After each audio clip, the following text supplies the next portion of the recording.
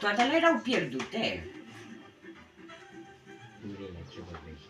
Și acum ultima săptămână și prisă cu 4, 5, 3, 6 Până noaptea. acum ne plângeam de ploi, nu mai ne dăm căldură. Hai că...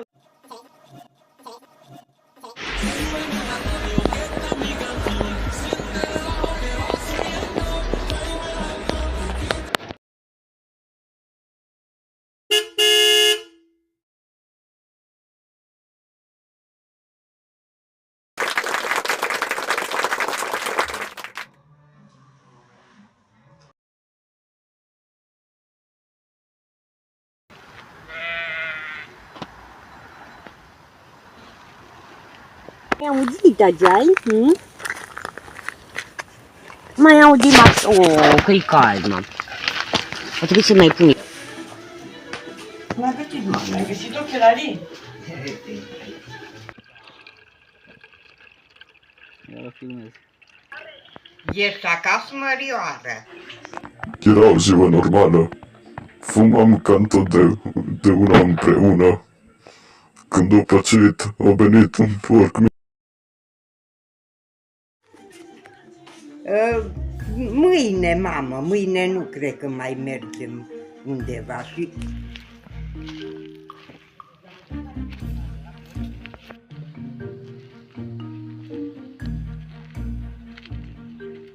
Da. Nu, stai mă. Ești acasă, Mărioară? Repede, ha? Mâncă-te. Ești acasă, Mărioară?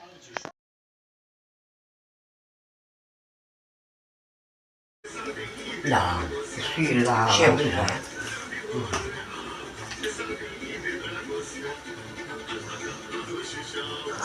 Dar de unde știi câinile?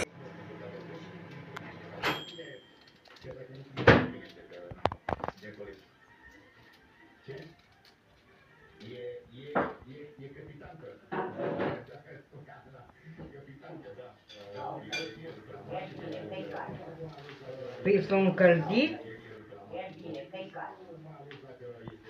Da, naiba, că deja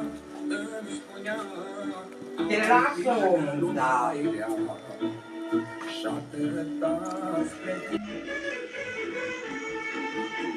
Ei, Pufi, uite-mă! Hey! Oh yeah! După aia mâncăm noi. Să mâncă și el.